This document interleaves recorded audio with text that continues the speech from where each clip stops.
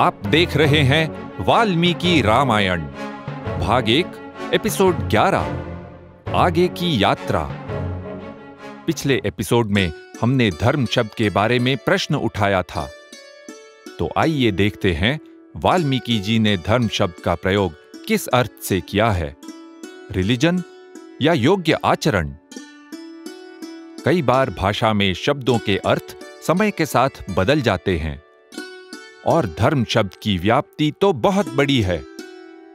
आजकल हम धर्म शब्द का प्रयोग रिलीजन यानी किसी श्रद्धा प्रणाली का अनुसरण इस अर्थ से करते हैं, लेकिन किसी शब्द के सही अर्थ को समझने के लिए संदर्भ देखना आवश्यक है। अब वाल्मीकि जी ने किस संदर्भ में धर्म का प्रयोग किया है उसे देखते हैं।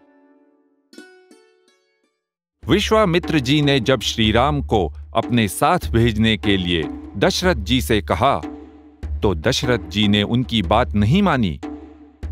इस पर वशिष्ठ जी ने उन्हें इस प्रकार समझाया, इक्ष्वाकूणाम कुले जातः साक्षात् धर्म इवापरः धृतिमान सुव्रत श्रीमान न धर्मम हातुमर्हसि। आपका जन्म इक्ष्वाकु कुल में हुआ है। आपको साक्षात धर्म की मूर्ति माना जाता है। आप धैर्यवान हैं और व्रत का पालन करते हैं। आपको धर्म का त्याग नहीं करना चाहिए। और महाराज दशरथ बड़े धर्मात्मा हैं। ये बात तीनों लोकों में प्रसिद्ध है। इसलिए आप अपने धर्म का ही पालन कीजिए, अधर्म का भार सिर पर न उठाइए।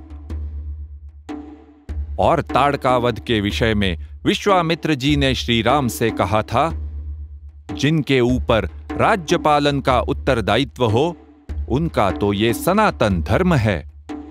हे राम, ताड़का में तो धर्माचरण है ही नहीं, उसे तुम मार डालो।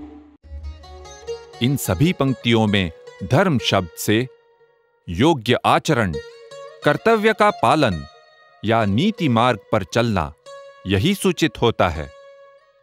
लेकिन क्या करना योग्य है, ये कैसे समझा जाए? ये तो परिस्थिति पर निर्भर होगा। बिल्कुल सही कहा तुमने। योग्य आचरण समझने के लिए परिस्थिति देखना आवश्यक है। हमारे सामने कौन सा प्रसंग है और उसमें हमारी भूमिका क्या है। उदाहरण के लिए, विश्वामित्र जी एक समय में राजा हुआ करते थे। उस भूमिका में राक्षसों से निपटने के लिए शस्त्र उठाना उनके लिए केवल उचित ही नहीं, आवश्यक भी होता। पर अब वे राजा नहीं, एक ऋषि थे, और यज्ञ के चलते हुए शस्त्र उठाना उनका धर्म नहीं, श्री राम का धर्म था। लेकिन मैं ये कैसे समझूं कि मेरी भूमिका में सही आचरण क्या है और क्या गलत? किसी बात पर सोच विचार करके निर्णय तो तुम्हें स्वयं ही लेना पड़ेगा। विचार शक्ति तो है ही तुम्हारे पास। हाँ, मार्गदर्शन के लिए संतों और महापुरुषों का आदर्श हम अपने सामने रखते हैं, और इसीलिए तो हम श्री राम की कथा सुनते हैं। धर्म शब्द पर इस छोटी सी चर्चा के बाद हम लौट चलते हैं ताड़का वन में। ताड़का के साथ युद्ध करने के पश्चात राम और लक्ष्मण ने रात को उसी वन में विश्राम किया। अगले दिन सुबह विश्वामित्र जी श्री राम से बोले, ताड़का वध के कारण मैं तुमसे बहुत संतुष्ट हूं।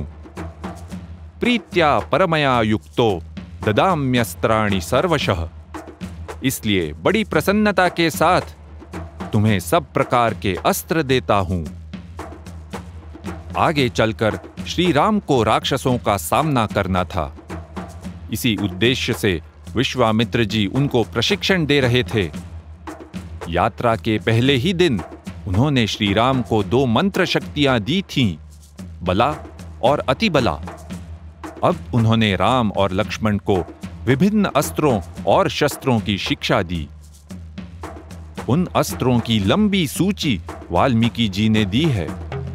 दंड चक्र, धर्म चक्र, काल चक्र, विष्णु चक्र, वज्रास्त्र, धर्मपाश, कालपाश, इत्यादि। ये सूची विस्तार से पूरे 2 सर्गों में दी गई है। कभी कभी तो केवल नाम ही नहीं, एक ही अस्त्र के अलग अलग मॉडल बताए हैं। अशनी द्वे प्रयच्छामि शुष्कार्द्रे। मैं तुम्हें 2 प्रकार की अशनियां देता हूं, सूखी और गीली। अब सोचने वाली बात है, वाल्मीकि जी इतने विस्तार से अस्त्रों के विषय में क्यों बताते हैं?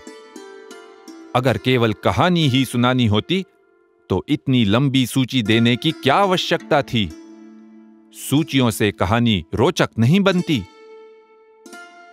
इससे यह स्पष्ट होता है कि वाल्मीकि जी उस समय की घटनाओं और परिस्थिति का सही और संपूर्ण चित्र हमारे सामने रखना चाहते हैं, क्योंकि उन्होंने इतिहास लिखा है। अस्त्रों की शिक्षा पूरी हुई। विश्वामित्र जी और राम लक्ष्मण आगे बढ़े और कुछ समय में वातावरण पूर्ण रूप से बदल गया। भयानक लगने वाला ताड़कावन पीछे रह गया और सामने एक सुंदर आश्रम दिखाई दिया। पेड़ों से संपूर्ण आच्छादित पहाड़ियां, विचरते हुए हिरणों के समूह और आकाश में पक्षियों की मधुर ध्वनि। अत्यंत पावन और सुंदर वातावरण था। अगले एपिसोड में इसी सुंदर आश्रम में हम जाएंगे और आश्रम व्यवस्था की संकल्पना क्या थी, ये भी हम देखेंगे। इति ह आस, ऐसा ही हुआ था।